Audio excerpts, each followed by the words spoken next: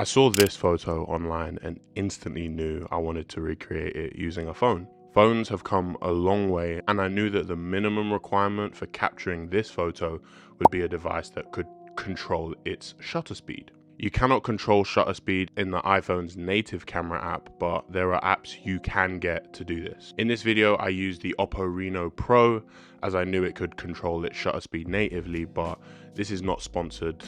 I got this phone from an Oppo collab years ago, and it's been in a box pretty much ever since. I wanted to recreate this image straight away, but didn't want to pay for studio time, even if any were open at such short notice.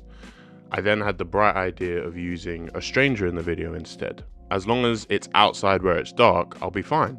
Also, I thought. I had 3 model requirements in my head. They had to be female, they had to have dark hair, and they had to have it up in a bun to help with the silhouette of the shot.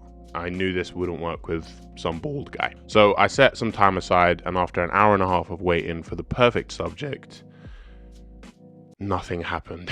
I didn't account for the fact that my requirements were super restrictive, as well as the fact that it was nighttime and I'm just as much a stranger to these people as they are to me.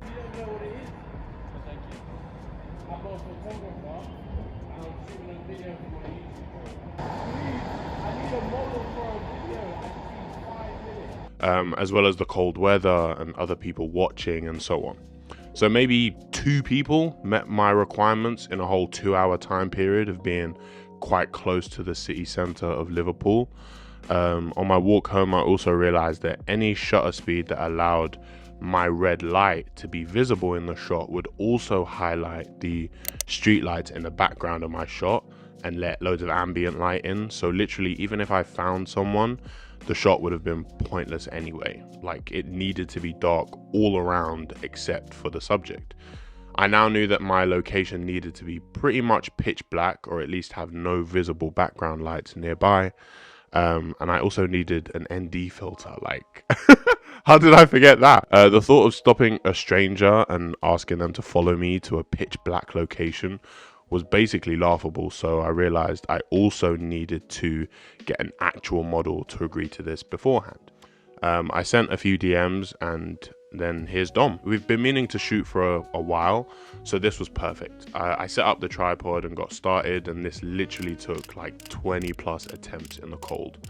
We had multiple issues, like the ND filter coming off as I attached it with tape, the camera not focusing, me not being tall enough to get the light around Dom's head, and so on. Based on the reference image, this shot was quite different, but I like it, as it was a complete accident and gives it some of its own character. I literally have no idea why my hand made that motion behind his head, but we move. If you're getting any entertainment from this video so far, please leave a like, as this will let me know to make more of these videos, as I'm still experimenting with what kind of content performs best on my channel, like reviews, story times, lessons, etc. Now, for setbacks, I learned a lot from this. Like, long exposures without ND filters are basically impossible in most cases. If you don't use one, you'll be forced to compromise on artistic aspects of your photo that you shouldn't, like aperture. I could have made this picture like f8 to get the exposure down, but it would have looked less like a portrait if I was capturing the background more clearly, for example. Second, I learned how helpful it is to plan a shoot as much as possible. Imagine this shoot had a deadline for a client. I would have been days late on delivering it. Like, I went out on evening 1, it took me another day to find the model, and it could have taken more days of more mistakes had I not made multiple mistakes in the one night. Now, onto the edit. I used an AI app to fix this on my phone. The image was slightly blurred and noisy, but this app took it from this to this. And if you'd like an in-depth video on that, let me know. So, final thoughts. This was humbling.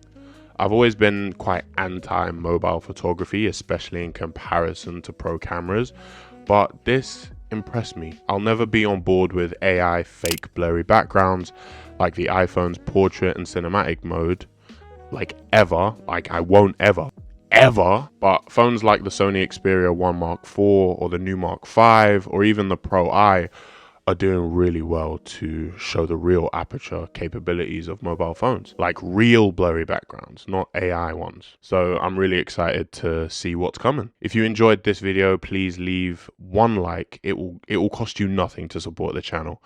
So yeah, until next time.